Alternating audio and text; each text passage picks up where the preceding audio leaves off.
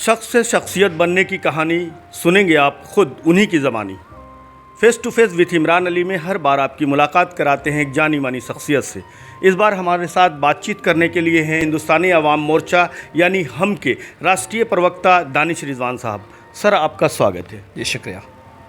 Sir, पहला सवाल, आप पॉलिटिक्स में आए, उससे पहले बिज़नेस में थे, और ये सियासत में आने का शौक़ कैसे आप में हुआ? देखिए, मैं पॉलिटिक्स से पहले बिज़नेस में नहीं था, मैं आप ही के प्रोफेशन में था।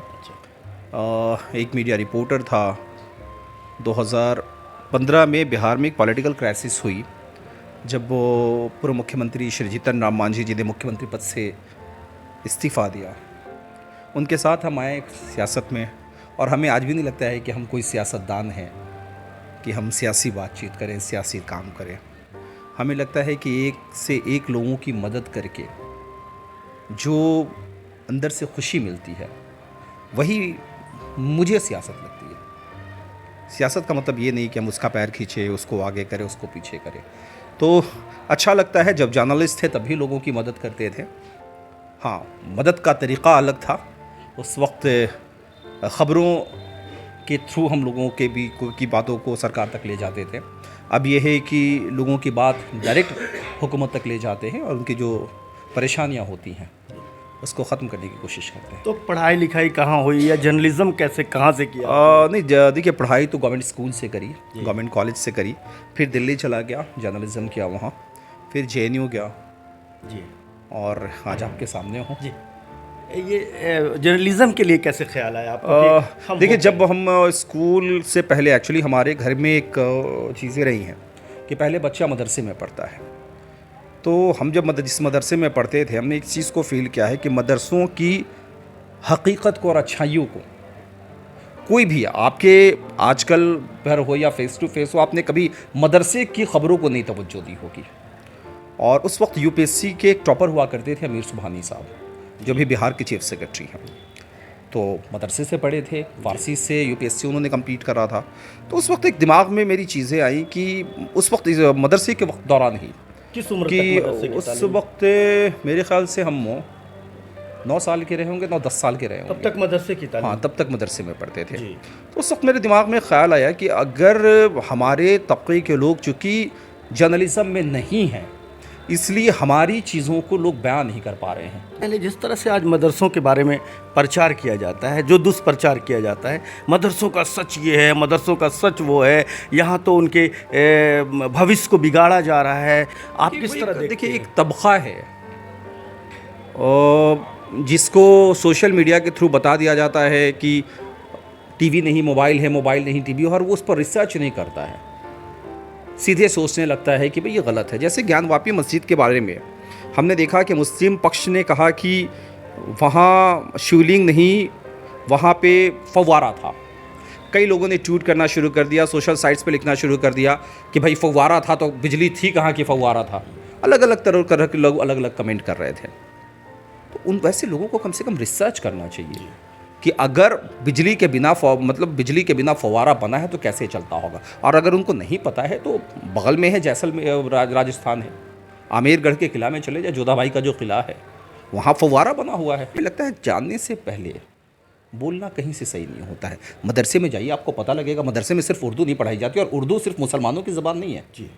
ये लोगों को लगता है ना कि उर्दू ज़बान मुसलमानों की पेटेंट ज़बान है। उर्दू ज़बान हिंदुस्तान की ज़बान है। ये मदरसे में उर्दू ज़बान में हम साइंस भी पढ़ते हैं, मैथमेटिक्स भी पढ़ते हैं, हिस्ट्री भी पढ़ते हैं, सोशल साइंस भी पढ़ते हैं। बस्तानिया, फ़ौक़ानी, आलम फाजिल, मौलवी, जितनी डिग्रियाँ हैं, इसमें अलग अलग भाषा है, अलग अलग सब्जेक्ट्स हैं। हम फिर लौटते हैं आपके जर्नलिज़्म की तरफ कि आप आपने पढ़ाई पूरी की जर्नलिज़्म की, या आपको लगता था कि कुछ लोगों को जर्नलिज़्म में आना चाहिए, तो फिर आपने उस पर कुछ काम किया क्या मीडिया के क्षेत्र में? हाँ, बहुत सारे, देखिए, चैनल्स में, अखबारों में हमारे बहुत सारे लोग, स्टार न्यूज़ पे एक प्रोग्राम आता था, रेड अलर्ट आता था, पोल खोल आता था, इंसाफ का तराजू, जाबाज, अलग अलग न्यूज़ चैनल्स के लिए। BAG, अब जिसका न्यूज़ 24 है, उनका एक ग्रुप चलता था BAG, वो अलग अलग चैनल्स के लिए प्रोग्राम बना कर देते थे, तो हम लोग वो करते थे।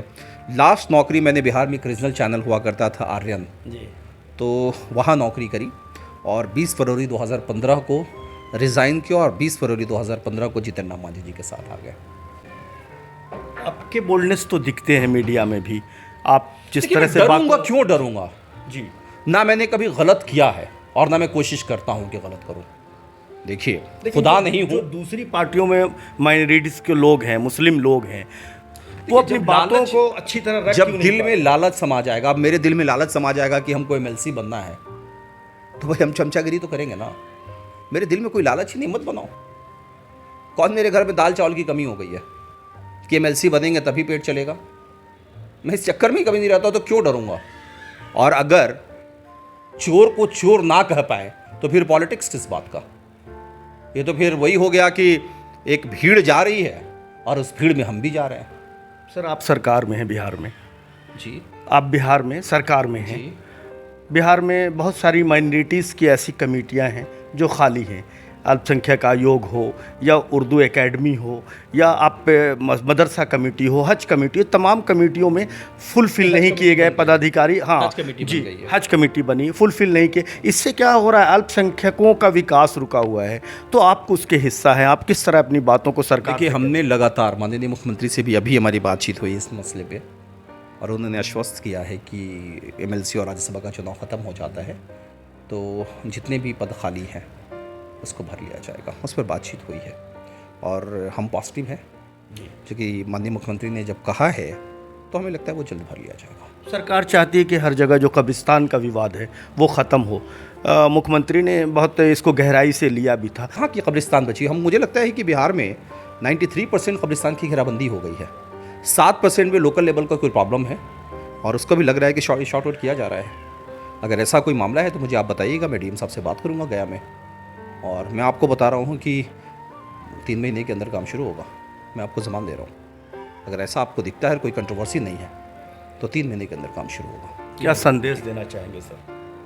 संदेश बस इतना ही देंगे कि आपस में मिलकर रहें, हर जंग जीती जा सकती है, और किसी को नेता मत समझें, नेता पैदा करें।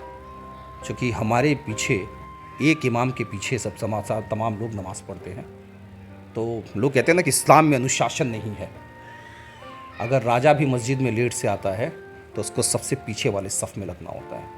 ये नहीं है कि बादशाह है तो सबसे आगे जाएगा। ये हिंदुस्तान में नहीं, पूरी दुनिया के किसी रिलीजन में नहीं है। ये सिर्फ़ और सिर्फ एक ही रिलीजन में, और हम यही कहते हैं कि सब एक साथ एक कुंबे के साथ आगे बढ़ें तो मुल्क आगे बढ़ेगा। बहुत बहुत शुक्रिया सर, जी, हमसे शुक्रिया। बात करने के लिए।